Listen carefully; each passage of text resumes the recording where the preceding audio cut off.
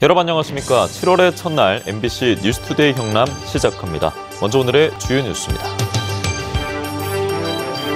경유 가격이 역대 최고가를 넘어서면서 운수 노동자들의 부담이 커지고 있습니다. 이들의 어려운 사정을 동행 취재했습니다. 통영에서 노래방 주인이 손님에게 묻지마 폭행을 당해 병원 치료를 받고 있습니다. 경찰이 수사에 착수했습니다.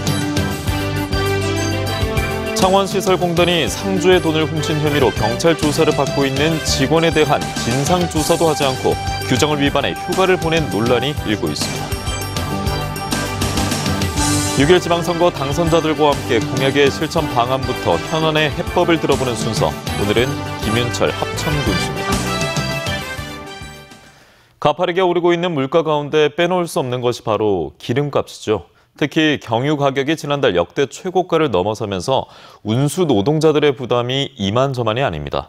오늘은 서창호 기자가 운수 노동자들의 어려운 사정을 취재했습니다. 택배터미널에서 점심을 간단히 해결하고 박병기 씨의 본격적인 하루가 시작됐습니다. 제일 처음에 가는 곳은 저 아파트 단지에서 먼저 하고요. 택배기사로 일한 지만 벌써 10년. 요즘 따라 부쩍 부업이라도 해야 하나 고민하는 시간이 길어지고 있습니다. 석 달 전부터 택배 물량이 예년보다 20% 정도 줄면서 가져가는 수입은 떨어졌는데 고정비용인 경유값은 가파르게 올랐기 때문입니다. 전체적으로 월로 보자면 월에 한 5번 정도 열 걸 지금 한 8번, 많게는 9번까지. 어르신까지 모시고 있어 이런 고민이 들 수밖에 없었던 건데 그렇다고 다른 일을 선뜻하기도 쉽지 않습니다. 주택을 하다 보면 물건을 들고 2층, 3층 물건 하나 갖다 주러 오는데 거의 7, 80m씩 걸어야 돼요. 그거 하루에 뭐 100번, 200번이에요. 정말 치료하면 녹초가 됩니다. 4년 전부터 용달차를 몰고 있는 박모 씨. 농산물, 공산품, 그다음에 수산물, 그다음에 이삿짐, 이런 것도 있는데 그 외에도 많아요. 손에 쥐는 건 한 달에 30만 원 남짓. 하루에 한 4만 원, 5만 원. 주로 이제 공치는 날도 많아요. 그냥 보통 토요일, 일요일은 거의 없고요. 박 씨가 부담하는 비용의 60%를 차지하는 경유값이 연일 최고가를 찍고 있다 보니 멀리 다녀올 때 일감을 잡지 못하면 기름값조차 챙길 수 없는 장거리 운행보다 돈이 덜 되더라도 상대적으로 단거리 운행을 고를 수밖에 없습니다. 고속도로 소용료라든지 최소한으로 400km 가는 것 때문에 최소한으로 5만 원, 6만 원 받아갖고는 도저히 갈 수가 없죠. 이렇게 운수 노동자들의 부담은 가중되는 가운데 정부가 유가보조금 기준금액을 다시 한번 낮춘다고 하지만 얼마나 와닿을지 기대는 그리 크지 않습니다. 세금으로서 어느 정도 유가를 보조해주고 깎아준다고 하지만 실질적으로 안 와닿는 상태에서 우리는 세금을 계속 돈 많이 나가고 있고. MBC 뉴스 서창호입니다. 통영에서 노래방을 운영하던 50대 업주가 손님으로부터 폭행을 당한 사실이 뒤늦게 알려졌습니다. 이 피해자는 코뼈와 눈 주변 뼈가 골절돼 병원에서 치료를 받고 있는데요. 경찰이 수사에 나섰습니다. 이재경 기자입니다. 얼굴 곳곳이 시퍼렇게 멍들었습니다. 눈은 퉁퉁 부었고 눈가 주변으로 찢어진 곳도 보입니다. 귀 뒤로도 무언가에 찍힌 흔적이 선명합니다. 통영에서 노래방을 운영하는 50대 업주는 지난달 19일 밤 혼자 노래방을 찾은 남자 손님에게 무차별 폭행을 당했습니다. 피해자는 당시 폭행의 충격으로 코뼈가 부러지고 눈 밑 부위 뼈에 금이 가는 안화벽 골절 진단 등을 받아 병원에 입원해 있습니다. 안화 골절에 그리고 코뼈가 골절된 상태고 수술도 여러 차례 해야 될 것 같다고 병원에서 이렇게 얘기를 들었습니다. 가해 남성은 이전에도 종종 노래방을 찾았던 것으로 추정됩니다. 단골까지는 아니고 가게 가끔 한 2번 정도 가게 손님으로 왔었다고 해요. 사건 당일 가해 남성은 노래방 안에서 여주인을 여러 차례 때린 이후 그대로 달아났습니다. 경찰은 50대 남성을 용의자로 보고 수사를 진행하고 있는데 아직 신병이 확보되지 않아 피해자 가족은 추가 피해를 우려하고 있습니다. 무사히 다른 사건이 일어나지 않을까, 다시 보복을 가하지 않을까 그런 걱정도 되고 그래서 저희 형이 계속 붙어있어요. 어머님 모시고. 경찰은 용의자 신병을 확보하는 대로 범행 동기와 경위 등을 수사할 방침입니다. MBC 뉴스 이재경입니다. 창원 상복공원 장례식장에 근무하는 시설공단 직원이 상주 돈을 훔쳤다가 현장에서 적발돼 경찰 조사를 받고 있는 것으로 드러났습니다. 그런데 공단에선 진상조사는커녕 규정을 무시하고 안식 휴가를 보내 사건 숨기기에 급급한 거 아니냐는 지적이 일고 있습니다. 정현민 기자가 단독 취재했습니다. 창원 상복공원 장례식장 안내실에 근무하던 시설공단 직원 A씨가 상주 돈에 손을 댄 건 지난 24일 오전 7시쯤. 장례식 비용을 정산하기 위해 가져온 현금 500여만 원을 세는 척하다 5만 원권을 주머니에 넣는 걸 목격한 상주가 경찰에 신고하면서 들통난 겁니다. 임의적으로 어느 순간 생각이 나서 그걸 했다. 그거는 사실은 그 정산 업무하고 이제 관련이 없는 거잖아요. 그런데 사건 이후 시설공단의 대응이 논란입니다. 사건 당일 공사 감사팀이 현장을 2번씩이나 찾았지만 진상 파악은커녕 경찰이 출동했다는 이유로 돌아갔습니다. 취재진이 사건 내용을 묻자 파악한 게 없다며 장례식장 관리 부서로 넘깁니다. 상복공원에서 다 보고를 드렸습니다. 경찰에 사법기관에 신고가 됐기 때문에 저희들은 조사를 지금 현재 보류 상태입니다. 더 이해할 수 없는 건 사건 발생 다음 날이 주말인 토요일인데도 A씨가 안식 휴가 10일을 신청하자 곧바로 승인해 준 데 있습니다. 공단 내부 규정엔 체계적인 관리를 위해 반드시 휴가 쓰기 5일 전에 신청해 인사노무팀 승인을 받아야 하는데 이를 위반한 겁니다. 확인 안 하시고 내주신 측면이 좀 없지 않아 있는 것 같은데. 그때 당시에는 일단 근로자가 그런 희망하기도 했고 또 필요성도 또 인지되었기 때문에. 이를 두고 공단 내부에서조차 간부들이 사건을 은폐하려 한다며 철저한 진상조사와 재발 방지를 요구하는 목소리가 높습니다. 원칙을 위반하면서까지 휴가를 보내고 진상 파악조차도 안 돼 있고 어떤 무슨 이유가 있는 건지. 한편 취재가 시작되자 공단 측은 해당 직원이 복귀하는 대로 업무에서 배제하고 안내실 내부 CCTV 설치와 카드 결제 유도 등 대책을 마련하겠다고 밝혔습니다. MBC 뉴스 정영민입니다.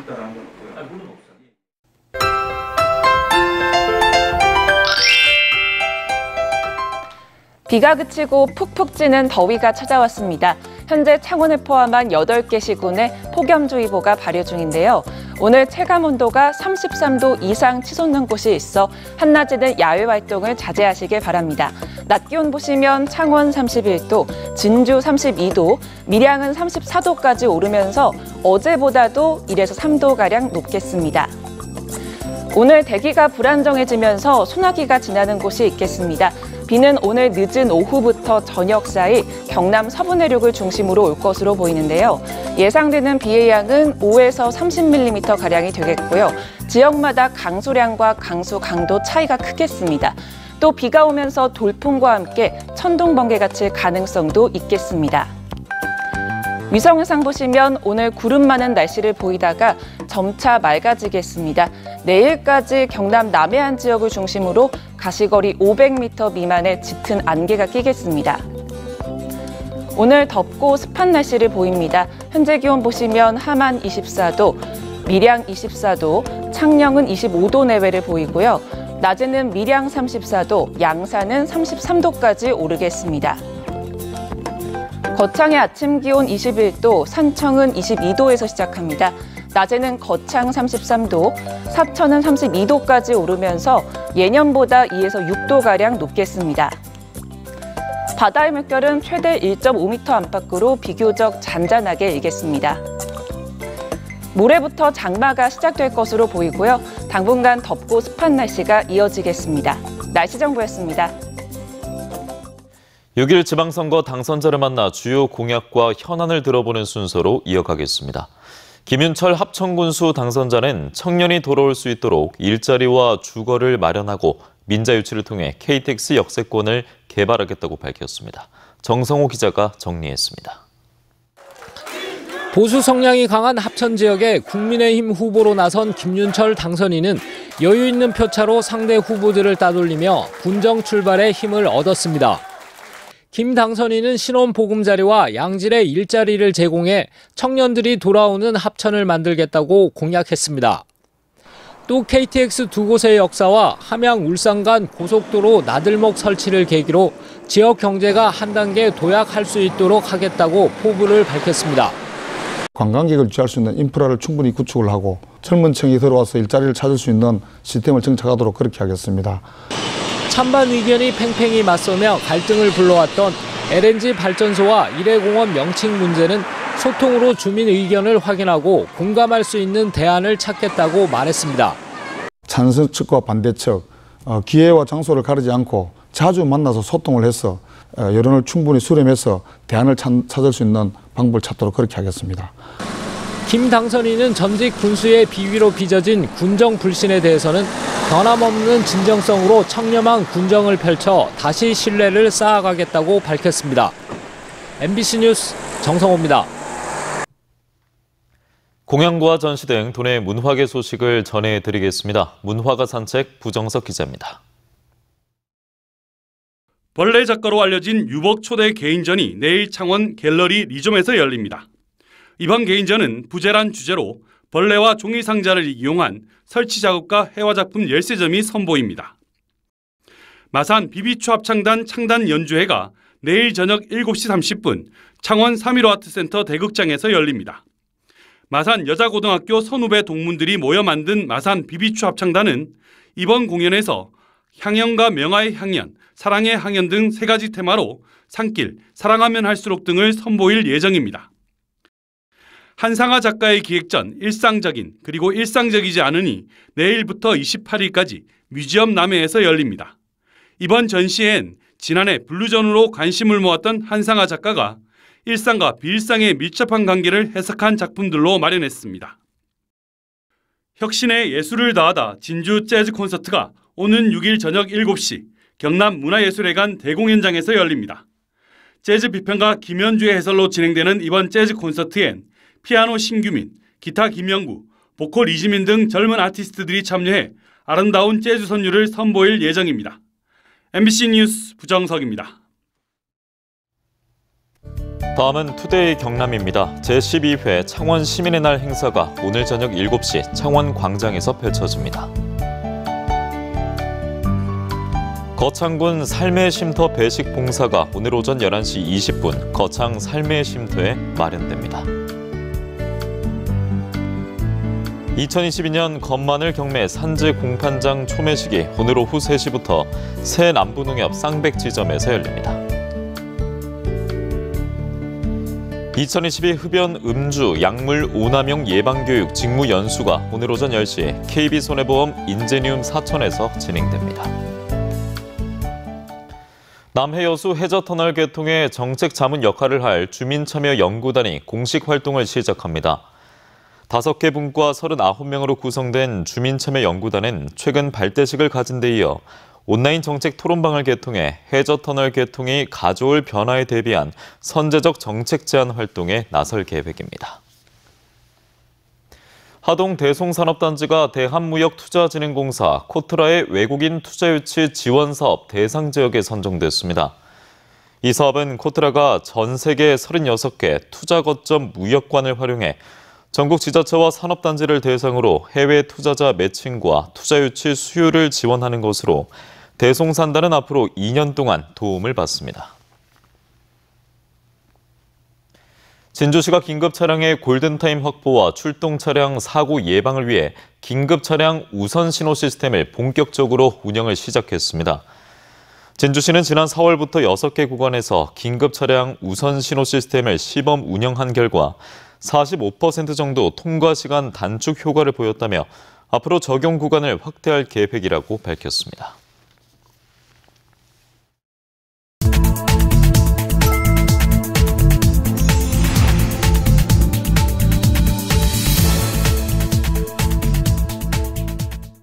다음 소식입니다.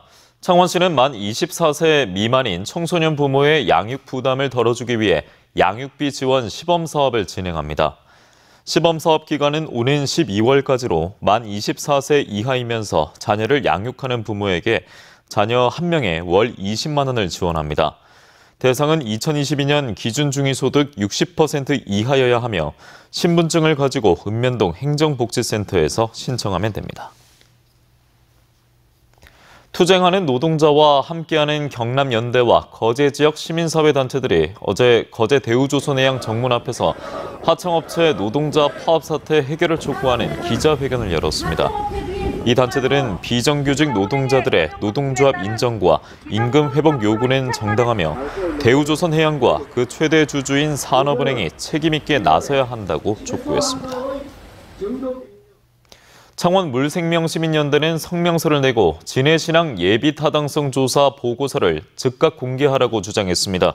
창원 물생명시민연대는 지난해 12월 예산 8조 원이 투입되는 경남 최대 국책사업의 하나인 진해신항의 예비타당성 조사가 기획재정부의 8차 재정사업평가위원회를 통과했지만 6개월이 지난 지금까지 그 세부 내용이 공개되지 않고 있다며 즉각 공개해 도민의 우려를 해소하라고 요구했습니다. 경남 소식이었습니다. 함께해 주신 여러분 고맙습니다.